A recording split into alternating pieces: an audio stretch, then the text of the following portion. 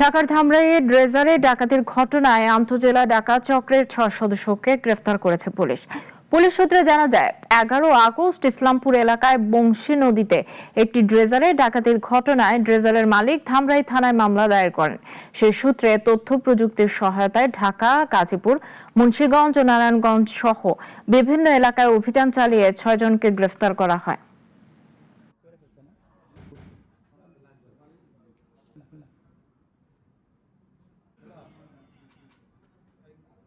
খুব দ্রুততম সময়ের মধ্যেই আমরা সংঘবদ্ধ দলের মূল যারা হোতা ছিল তাদের সবাইকে অ্যারেস্ট করতে সক্ষম হই এবং আমরা দেশীয় একটি আগ্নেয়াস্ত্র, দেশীয় পদ্ধতিতে তৈরি, সেটিও উদ্ধার করতে সক্ষম হই এবং এই গ্রুপটা এখানে নতুন করে কাজ করতে শুরু করছিল। ফলে আমরা যেহেতু আমাদের এখানে অ্যাপারেন্টলি প্রথম ইনসিডেন্টেই আমরা অ্যারেস্ট করতে সক্ষম হয়েছি, আমরা আশা করছি এটা ভবিষ্যতে আমাদের এটা আরো অনেকগুলো সম্ভাব্য ডাকাতির ঘটনা আমরা এর মাধ্যমে আসলে প্রতিহত করতে পারলাম।